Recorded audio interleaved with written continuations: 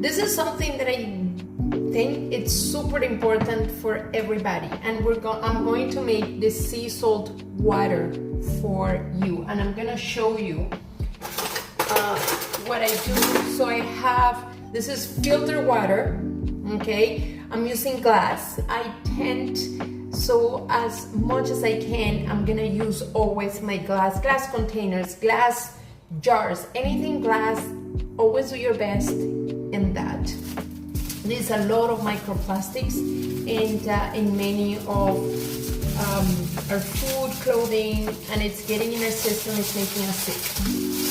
So this is my sea salt. And then what I'm gonna do is I'm gonna make this water super strong. So then what I do is I'm gonna add one, in this particular case because of the size of my jar, 2 and 3, okay? Actually, gonna add more this time around. And with a wooden spoon or a wooden something, I'm going to slightly,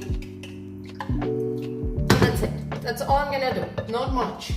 And what's gonna happen, this is very simple. What's gonna happen is I'm gonna leave it on the counter and I'm gonna let it settle.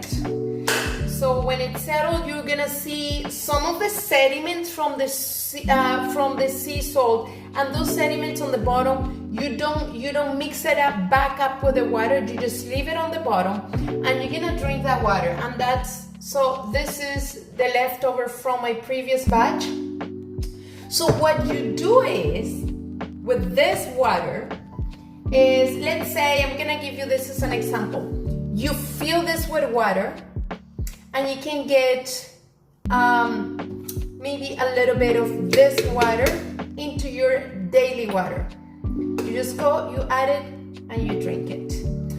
And that's pretty much it. So what you're doing is you're bringing minerals back to your body. It is super useful when you're traveling. It is super useful when I'm traveling. I do not do this system.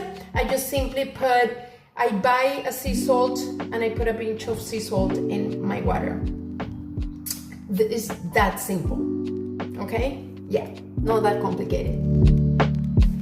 So I want to show you something important when we make the sea salt water, is that if you can see here, there is residue on the bottom. You're not taking the stuff. This is the stuff that you don't need. And it will settle, and that's it. So what I'm gonna do is when it's almost close to the bottom, that the residues start mixing with the water, then I throw out the water. Okay, so just keep that in mind.